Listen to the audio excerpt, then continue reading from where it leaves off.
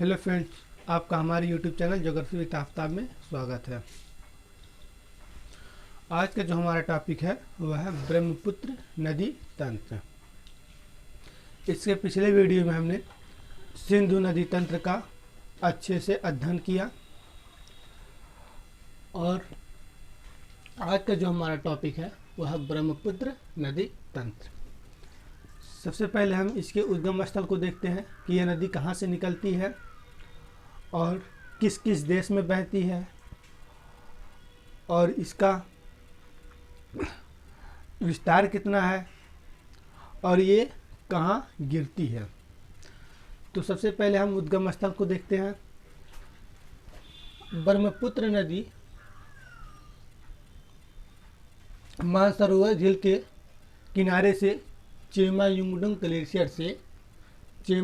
Glacier से निकलती है और फिर पूर्व की तरफ बहते हुए हिमालय के किनारे बहते हुए ये यहाँ पड़ता है लहासा। इसी के किनारे बहते हुए ये पूर्व में आती है और फिर हिमालय की सबसे पूर्व में एक चोटी पड़ती है जिसका नाम है नामचा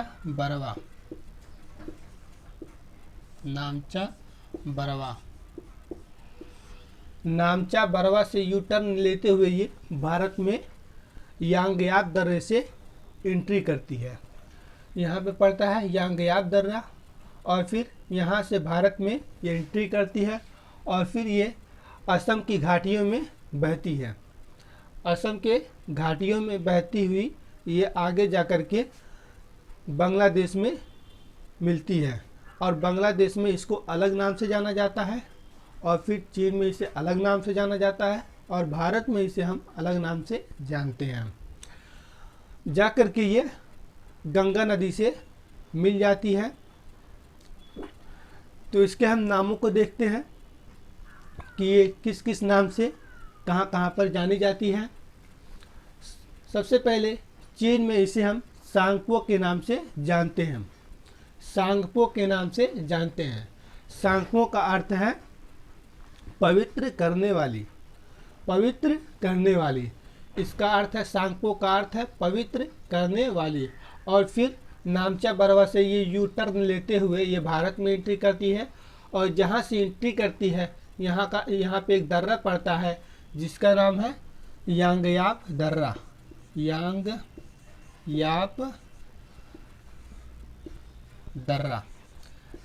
दर्रा से ये भारत में एंट्री करती है और फिर ये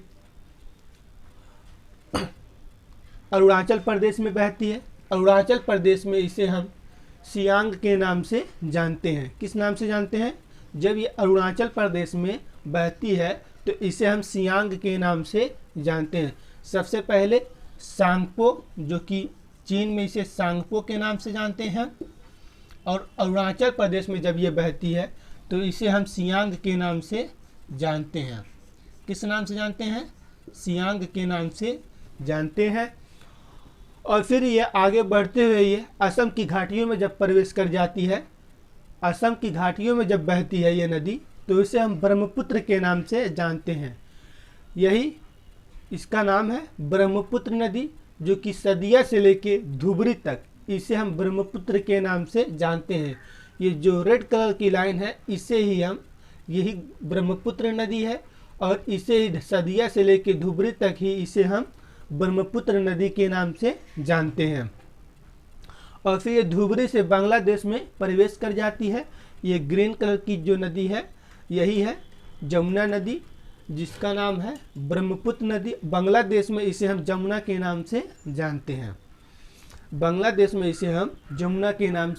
जानते हैं। तो हो गया सांगपो नदी और फिर अरुणाचल प्रदेश में सियांग नदी और फिर ब्रह्मपुत्र नदी और फिर आगे बढ़ते हुए जब धुबरी से बांग्लादेश में प्रवेश करती है तो वहाँ से उसका नाम हो जाता है जमुना नदी। इसको अलग अलग हर क्षेत्र में अलग अलग नामों से जानते हैं। चीन में सांगपो, अरुणाचल प्रदेश में सियांग, और फिर सदिया से लेके धुबरी तक इसे हम ब्रह्मपुत्र, और फिर जब धुबरी से आगे क्रॉस करती है तो उसे हम जमुना के नाम से जानते हैं। तो इसके हम विस्तार की बात करते हैं। ब्रह्मपुत्र का जो विस्तार है वो टोटल है 5,80,000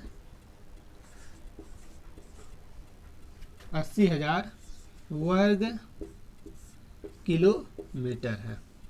इसका जो टोटल विस्तार है 5,80,000 वर्ग किलोमीटर है। अगर भारत की बात करें, भारत में जो इसका विस्तार है, भारत में इसका विस्तार है 2,58,000 वर्ग किलोमीटर, वर्ग किलोमीटर। ये टोटल है 5,80,000 इसका विस्तार, और भारत में इसका विस्तार है 2,58,000 वर्ग किलोमीटर। अब हम इसके लंबाई को देखते हैं कि इसकी लंबाई कितनी है।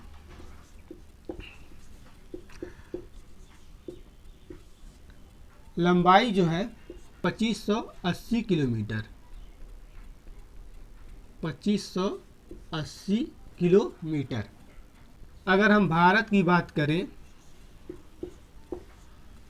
तो भारत की जो लंबाई है 1346 किलोमीटर है। कितना है?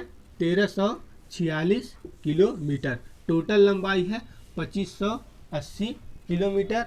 और अब हम इसके दाहिने तरफ से मिलने वाली सहायक नदियों को देखते हैं कि दाहिने तरफ से कौन कौन सी नदी मिलती है और बाएं तरफ से कौन कौन सी नदी मिलती है।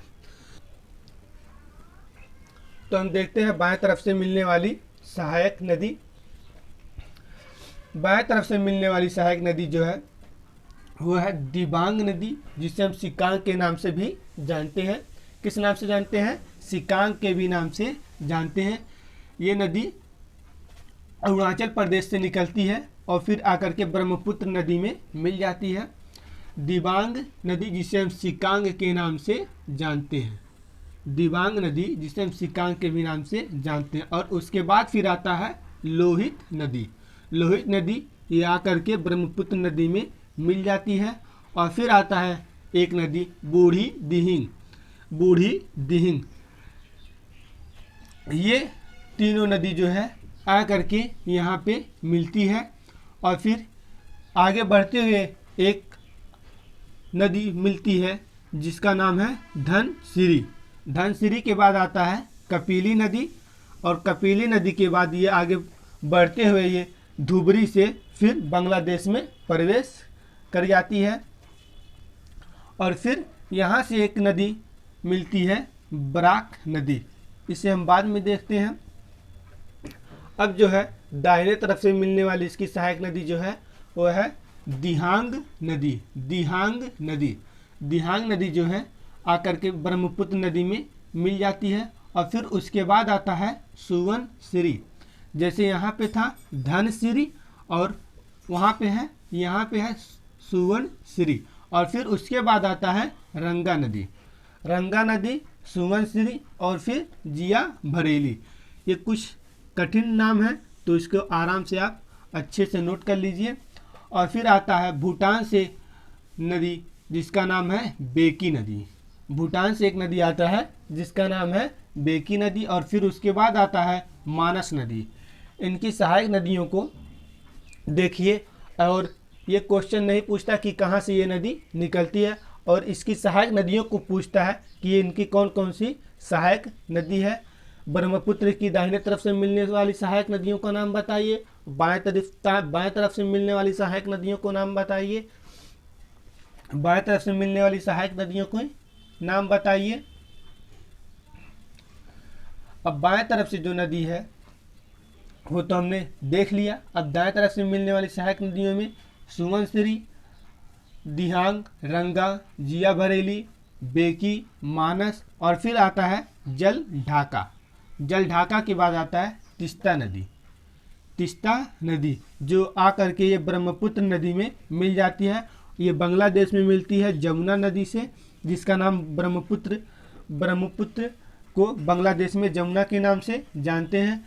तीस्ता नदी जो है ब्रह्मपुत्र नदी की सबसे बड़ी सहायक नदी है। तीस्ता नदी जो है सिक्किम से निकलती है और फिर ये ब्रह्मपुत्र नदी की सबसे लंबी सहायक नदी है। ये हो गया तीस्ता नदी। अब ये जमुना जब बांग्लादेश में जाती है तो यहाँ पे एक नदी मिल जाती है जिसका नाम है पद्मा। भारत से एक नदी आती है जिसका नाम है पद्मा, गंगा के नाम से, जो भारत में इसे गंगा के नाम से जानते हैं। और गंगा जब प्रवेश करती है बांग्लादेश में तो हाँ उसका नाम हो जाता है पद्मा। और पद्मा और जब जमुना मिलती हैं तो जब ये नदी बहती है, आगे बहती है, तो इसे हम पद्मा के नाम से जानते हैं। जब ये नदी पद्मा और जमुना मिलती है, जब आगे बहती है, तो उसे हम पद्मा के नाम से जानते हैं। यहाँ से एक नदी आती है बराकर नदी। इसके अलग अलग क्षेत्रों में अलग अलग नामों से जानते हैं। जैसे ये ब्रह्मपुत्र नदी को कई नामों से जानते हैं, तो बराकर नदी को भी कई नाम से जानते हैं। बराकर नदी को बराक नदी भी कहते हैं। और फिर यहाँ पे पड़ता है सुरमा घाटी। जब ये सुरमा घाटी में बहती है तो इसका नाम पड़ जाता है सुरमा नदी। जब ये सुरमा घाटी में बहती है तो इसका नाम पड़ जाता है सुरमा नदी। और फिर जब आगे बढ़ती है तो इसका नाम पड़ जाता है मेघना नदी। मेघना नदी और मेघना और जब पद्मा मिलती है तो जब आगे बढ़ती है, आगे बहती है, तो इसका नाम हो जाता है मेघना नदी। मेघना नदी। जब जमुना और पद्मा मिलती है, यानी कि यहाँ से लेकर के मेघना के मिलने से पहले तक पद्मा के नाम से जानते हैं, और जब पद्मा मेघना मिलती है तो इसे हम मेघना के नाम से जानते हैं। ये हो गया दाहिने तरफ से मिलने वाली सहायक नदी और फिर बाएं तरफ से मिलने वाली सहायक नदी। इसके पहले वीडियो में हमने गंगा नदी का अच्छे से अध्ययन किया, गंगा नदी तंत्र का अच्छे से अध्ययन किया। ये हो गया ब्रह्मपुत्र नदी तंत्र की सहायक नदियाँ, पूर्व से मिलने वाली, दक्षिण से मिलने वाली सहायक नदी, दाहिने तरफ से मिलने वाली सहायक नदी, बाएं तरफ से मिलने वाली सहायक नदी। अलग अलग दिशा के तरफ से भी पूछ सकता है कि कौन सी दिशा से ये नदी मिलती है, दाहिने तरफ से मिलती है या बाएं तरफ से मिलती है, तो ये भी पूछ सकता है। ये हो गया दाएं तरफ से मिलने वाली नदी और बाएं तरफ से मिलने वाली सहायक नदी। और फिर ये नदी जब भारत में यांगयात दर्रे से एंट्री करती है तो फिर ये यहाँ पे दिबांग और लोहित नदी आकर के ब्रह्मपुत्र नदी से मिल जाती है। लोहित नदी और दिबांग नदी जब मिलती है तो ये नदी चौड़ा हो जाता है और धीरे धीरे बहते बहते ये आगे चलकर इसकी जो चौड़ाई है, जब नदी बहती है तो इसकी चौड़ाई धीरे धीरे लगभग 10 किलोमीटर हो जाता है। कितना हो जाता है? 10 किलोमीटर। इसकी जो चौड़ाई है वो 10 किलोमीटर हो जाती है। और इस नदी में कई छोटे छोटे द्वीपों का निर्माण होता है और सबसे बड़ा जो द्वीप है वो है माजुली द्वीप। माजुली द्वीप नदी द्वारा निर्मित सबसे बड़ा द्वीप है। माजुली द्वीप जो है नदी द्वारा निर्मित सबसे बड़ा द्वीप है। और फिर ये जो स्टार लगा हुआ है ये है माजुली द्वीप। आगे चलकर ये कई छोटे छोटे द्वीपों का निर्माण करती है। असम सरकार ने माजुली द्वीप को नदी जिला घोषित किया है। हाल ही में असम सरकार ने माजुली द्वीप को नदी जिला घोषित किया है। ये हो गया ब्रह्मपुत्र नदी तंत्र।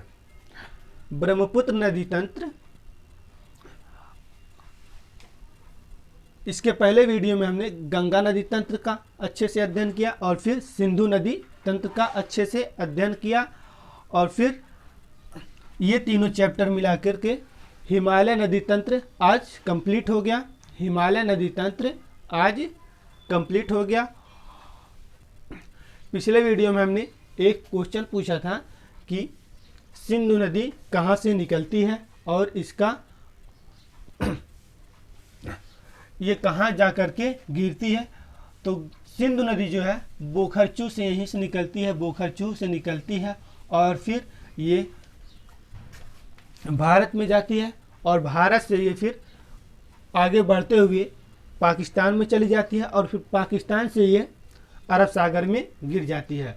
यानी कि बोखरचू से निकलती है और अरब सागर में जा कर के गिर जाती है। सिंधु नदी बोखरचू से निकलती है और फिर भारत में जाती है, भारत के बाद फिर पाकिस्तान में, पाकिस्तान से फिर ये अरब सागर में जा गिरती है। आज का जो क्वेश्चन है वह है गंगा नदी कहाँ से निकलती है। गंगा नदी कहाँ से निकलती है और इसकी सबसे बड़ी सहायक नदी कौन सी है। इसकी सबसे बड़ी सहायक नदी कौन सी है और फिर इसे बांग्लादेश में किस नाम से जानते हैं और फिर ये कहाँ पे गिरती है। आप कमेंट बॉक्स में उत्तर ज़रूर दीजिए और ये वीडियो अपने दोस्तों में शेयर ज़रूर कीजिए। अगर कोई क्वेश्चन है तो डिस्क्रिप्शन में आपको लिंक मिल जाएगा, व्हाट्सएप लिंक मिलेगा, आपको टेलीग्राम लिंक मिल जाएगा और इंस्टाग्राम लिंक मिल जाएगा। आप जहां से चाहिए वहां पे क्वेश्चन पूछ सकते हैं और अपने दोस्तों में ये वीडियो ज़रूर शेयर कीजिए और जो नए बच्चे हैं वो चैनल को सब्सक्राइब कर लें। धन्यवाद, शुक्रिया।